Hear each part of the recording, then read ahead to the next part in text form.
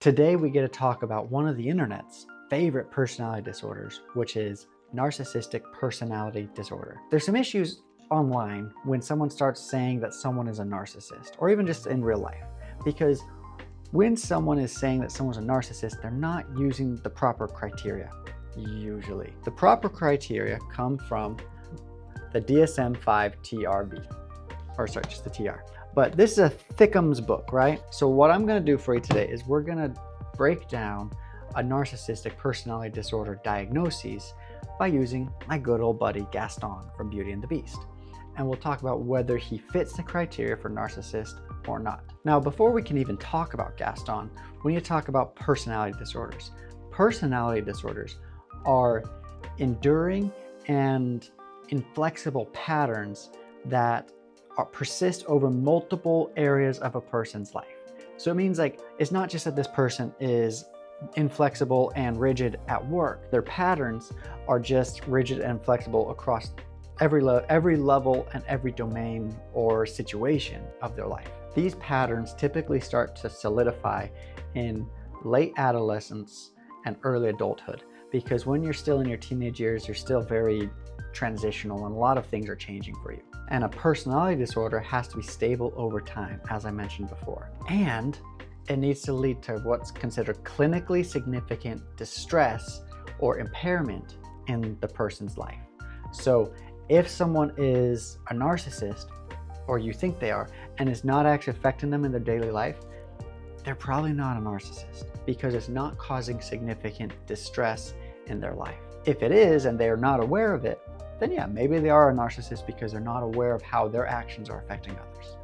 But it could also be a lot of other things. That's why diagnoses are so difficult and complex.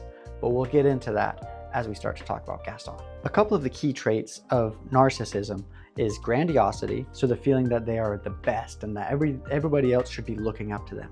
And there's also the need for excessive admiration, so people recognizing how amazing they are and that they really are the best thing ever. And also simply a profound lack of empathy. So it's not just like you kind of don't get it, you really don't empathize with people. Now, the thing that most people don't know about narcissistic personality disorder is it's an ego defense. So it's a way to defend and protect yourself, because people who are narcissists are typically, whether you believe it or not, they're actually very sensitive and they're very fragile, because something's happened in their life that has led them to believe that unless they make everyone believe that they're the best thing, then people are going to know that they're actually hurt, and that their self-esteem and their ego is actually really fragile and delicate.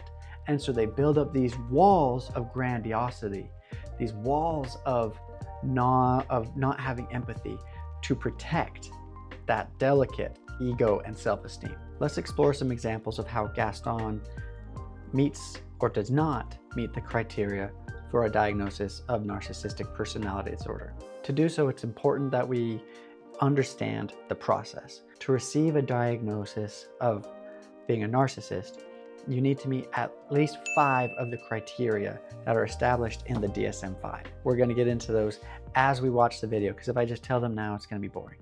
So as we watch the video, we'll go through them, and I'll try and have a list on the screen to show which boxes we're checking and why. All right, so here we go. Wow, you didn't miss a shot, Gaston. You're the greatest hunter in the whole world. I know.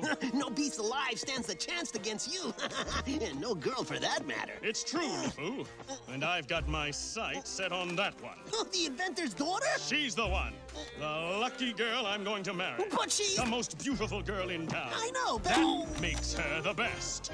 And don't I deserve the best? Well, All right, so here you see that Gaston, he believes that he deserves the best girl in town, and he has very superficial standards for this, which is just that if she's the most beautiful, therefore she's the best, because he's also the most beautiful, and therefore he is also the best. Not to mention LeFou praising his hunting prowess and the fact that he's the greatest hunter in the whole world, and he very cockily says, "I know." Right? And so he's not being humble about it. He's just saying, yeah, you're right. And that's why I'm hanging out with you, is because you give me that sense of admiration that I need. We can see here that on the list of criteria, he checks off the box of has a grandiose sense of self-importance, such as like the exaggerating of achievements or talents, and he expects to be recognized as superior. We also see that he checks off another box, is that he's preoccupied with fantasies of unlimited success, power, brilliance, beauty, and or ideal love, as I just explained. This one here is a little bit of a gray area, number 3, because number 3 says that he believes that he or she is special and unique and can only be understood by or associate with others who are special or high status people. LeFou clearly doesn't really check those boxes. But also throughout the film, you don't really see him interact with anybody else except for LeFou and Belle, who he wants to interact with him. While you do see that he's not necessarily interacting with other people that are of high status, it could just be simply that he doesn't think that anyone else in the village is even worth his time, and so he doesn't interact with any of them except for LeFou, because LeFou gives him the praise and the admiration that his fragile self-esteem needs. I think it's reasonable to check off this box as well, meaning that he's met 3 of the minimum of 5 criteria so far. You do, but I'm just... Right from the moment when I met her, saw her, I said she's gorgeous and I fell. Here in town there's only she who is beautiful as me. So I'm making plans to woo and marry Belle. Yeah, so there we see that he's talking all about how he's the most beautiful, and since she's also beautiful, therefore they should be together. Hello, Belle. Bonjour, Gaston. Gaston, may I have my book, please? How can you read this? There's no pictures. Well, some people use their imagination.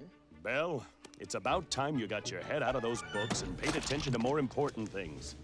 Like me. This is another example of Gaston showing that he's really just full of himself, that he's the most important thing and that nothing else could be as important as he is. Which goes into option number 4, but we'll get more into option number 4 a little bit later. I think there's a better example later. It also hits option number 5, or criteria number 5, which is he has a sense of entitlement or unreasonable expectations of especially favorable treatment or automatic compliance with his or her expectations. So he's expecting that just because he's Gaston, the best hunter and the most handsome man in the village, then Belle will then comply and go along with whatever he says. It seems reasonable to check off option number 5 as well. And clearly if we jump down to number 9, arrogant, haughty behaviors, yeah, that's all shown right here too. He's just being totally ignorant and arrogant and just a real jerk. So we'll check that one off. So if you're following along, that means that we've checked off 1, 2, 3, 4, 5. Not in order, but now he's met the minimum criteria to receive a diagnosis of narcissist. And there's a few more that we could apply as well, but we'll watch some more of the clips and get into it. The whole town's talking about it. It's not right for a woman to read. Soon she starts getting ideas and thinking. Gaston, you are positively primeval. Why, thank you, Belle. What do you say you and me take a walk over to the tavern and take a look at my trophies? Maybe some other time. What's wrong? Take a look at my She's trophies. How crazy. fun, He's right? Gorgeous. Please, Gaston, I can't. I have to get home to help my father. Goodbye. That crazy old loon, he needs all the help he can get. Don't talk about my father that way. Yeah, don't talk about her father that way. Yeah, so an example of how Gaston is just showing a lack of empathy, because right here he's like just making fun, he's like laughing with LeFou about making fun of Belle's dad, and then when he sees that it makes her upset, then he hits LeFou, which is just rude. So another example of a lack of empathy. I'd like to thank you all for coming to my wedding. First, I better go in there and propose to the girl. Now, you, LeFou. Now, when Belle and I come out that door... Oh, I know. I strike up the band. So this is clearly another example of number 5, which is that sense of entitlement. He gets the whole village together to celebrate his wedding with Belle, and he hasn't even proposed to her. He's so entitled and so arrogant that he just assumes, you know, because I'm Gaston, the best in the village, she's gonna be so excited to marry me that this will just be a great surprise and a really great, wonderful story because of how amazing I am. That I planned all this for her and she's just gonna love it. And another example of the lack of empathy, he's not even thinking or trying to understand what she might be feeling. You know, Belle, there's not a girl in town who wouldn't love to be in your shoes. This is the day... Self-explanatory. This is the day your dreams come true. What do you know about my dreams, Gaston? Plenty. Here, picture this. A rustic hunting lodge. Come on. My Come on. latest kill roasting on the fire. And my little wife massaging my feet. Not to mention the irony of the fact that he's taking his boots off and muddy boots, throws them all over her books, which we all know that she loves. And he's got a hole in his sock, and he doesn't even like register that, you know, that might be awkward and weird. So I really don't know what to say. Say you'll marry me. I'm very sorry, Gaston, but I just don't deserve you. Whoa! So this one is clearly an example of that arrogance and that lack of empathy, as he's also just being, in the words of John Van Epp, who wrote the book How to Avoid Falling in Love with a Jerk, he's pushing her boundaries. And so while that's not necessarily a criteria for a diagnosis of narcissistic personality disorder, it is a factor, and it is something you should consider when you're thinking about somebody, is do they push your boundaries? He was literally blocking and knocking over physical boundaries that she was putting in place. And so he was doing this because he thought that it was just some game, which shows that profound lack of empathy and the fact that he's so unwilling to recognize or identify with the feelings and needs of others. Belle's feeling was discomfort and like, ew, gross, get away from me. And he just like right over his head, didn't even recognize it. Without even missing a beat, he just barged through everything. And he got what he deserves. I mean, not quite what he deserves, because he deserves a little bit worse than that. But hey, you know, it's a start.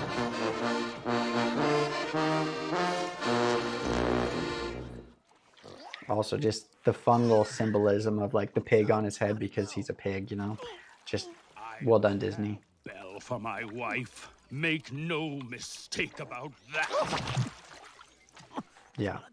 So here we start to see that the first little budding implements of options or of criteria 6, where he starts to be exploitive. No one says no to Gaston. Darn right. Dismissed, rejected, publicly humiliated. Why, it's more than I can bear. More beer? What for? Nothing helps. I'm disgraced. Who, you? Never. Gaston, you've got to pull yourself together. Now, so this clip, we see a little bit of how his behavior here doesn't necessarily line up perfectly with any of the criteria. But what we are seeing is that his ego, that self-esteem was extremely damaged because it was a very embarrassing thing that just happened to him. He was ready to make this grand proposal and live happily ever after by his standards, and he was just totally outright rejected. So assuming he is a narcissist, arguably he is actually handling it pretty well at this moment.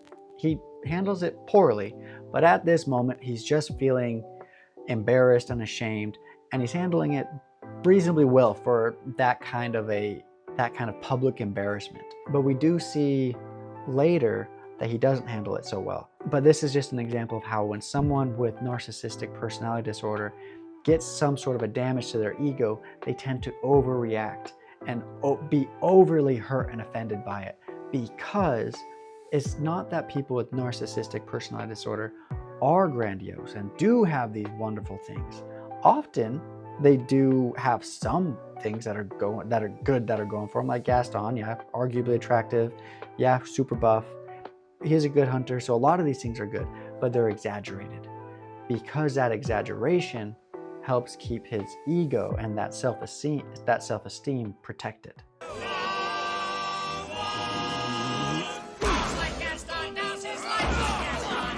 Wrestling match, nobody fights like Gaston. For there's no one as burly and brawny. As you see, I've got biceps to spare. So this is just more examples of needing that excessive admiration. I'm especially good at expectorating. And that's a good thing because... So we'll check off box number 4 because all of this admiration is helping him get him out of his funk. Which, I mean, to be fair, is pretty normal. It's pretty normal that that if you're in a bad place, then some praise would help. But in narcissistic people, their admiration needs to be more consistent and more grand so they can fit their level of what they believe about themselves. I don't usually leave the asylum in the middle of the night, but he said you'll make it worth my while.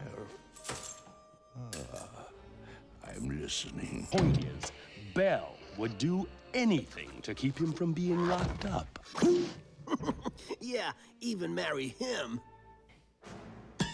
They have to come back sometime, and when they do, we'll be ready for them. LeFou, don't move from that spot until Belle... Yeah, lack of empathy, taking advantage of others.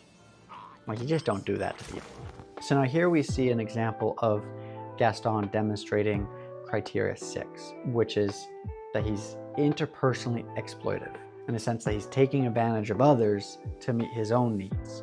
So by throwing Belle's father in prison or the insane asylum, then even though he understands that he might not be insane, he might be, he might not be, but the point is that by throwing Belle's father in the insane asylum, then he will now have a chance to marry Belle, which is just convoluted because there's no way that Belle would be like, oh yeah, that sounds great. It's that example of being manipulative and taking advantage of other people to meet his own personal needs, regardless of what other people need. It also piggybacks on that lack of empathy. So we're gonna check off box 6, or criteria 6. We've seen many instances of his lack of empathy. So we're also gonna check off box 7 because it's about time, right?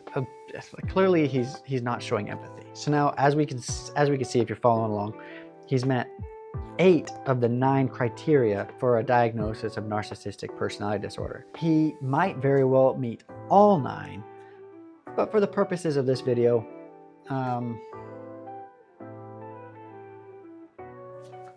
let's watch one more. What's the matter, beast? Too kind and gentle to fight back.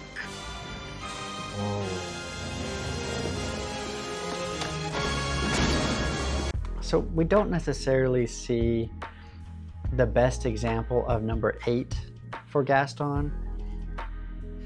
We don't really see an example of him showing that he's envious of others or believing that others are envious of him. There might be one and maybe I just missed it.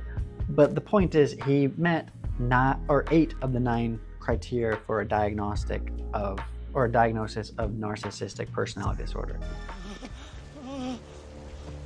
Get out. You came back.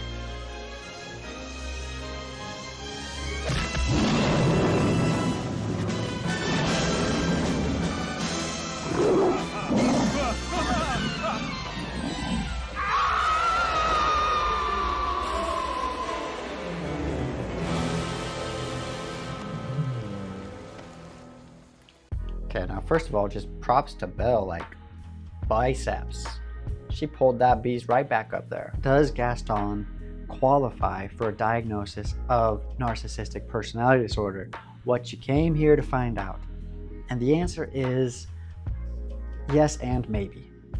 He does check the boxes. Yes, as you saw, he checks the boxes. But there are a couple things to consider. One is, does it really cause him distress in his personal life? Yes, in a sense that he's not able to get the girl that he wants. And that ultimately it leads to his death. So yes, but I mean, before that, he really just seemed like everybody in the village liked him, and he seemed like he was living a pretty good life. So that's why it can get kind of tricky, because again, everybody in the village liked him except for Belle. And even Belle's dad was like, what about that Gaston fella? So was Gaston's narcissistic traits really disturbing him on a daily, personal, interpersonal level? not necessarily, because his interpersonal relationships didn't quite seem impaired. Now, possibly they were more impaired because we just didn't see them. But like when he was at the tavern, everybody was praising him. But maybe you could say his interpersonal relationships are impaired because he doesn't seem to have other relationships besides him and LeFou and Belle, who he wants a relationship with, but doesn't get because of his narcissistic traits. So that's why it's kind of up in the air there. When he was rejected by Belle and embarrassed in public, and then subsequently was told that like, I like a beast, like a literal beast over you, then we did see he developed an unreasonable amount of rage, like to the point of homicide. This is clearly something that you should be considering when you're thinking about if someone's a narcissist, is how do they respond to a personal attack? Do they get rageful? Do they get angry? Do they get sad? Do they get hurt? Do they get depressed? Do they overreact to something? And Gaston, yes, if you decide you don't like me, so I'm gonna go kill the person you do like, that's a problem. Part of what makes this sticky is narcissistic personality disorder does not necessarily lead to impulsivity, aggression, or deceit. It can, but you know what also does that is antisocial personality disorder. So is it possible that Gaston, while meeting many of the traits and requirements for a diagnosis of narcissistic personality disorder, might better fit a diagnostic for antisocial personality disorder? For the purposes of this video, we're just going to leave that at a maybe. If you really want to know, then I could do another video. We can talk about that later.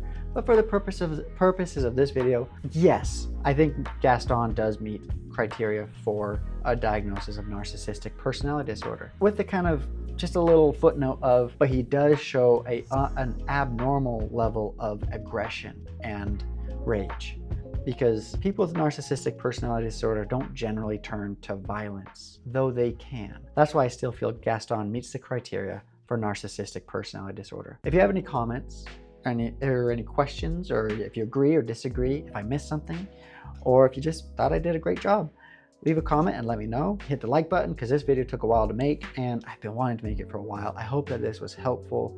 I hope it was educational. And you know, honestly, I just hope it turns out well, and I hope that it helps some folks out there. Again, part of why I like to use Gaston as an example of narcissism is because unless you are a fully licensed mental health practitioner, you should not be diagnosing people, because there are so many other factors that you just don't know. So the point of this video is not to diagnose you or someone you know, but it was just to be educational and hopefully kind of fun. So let me know in the comments what you thought.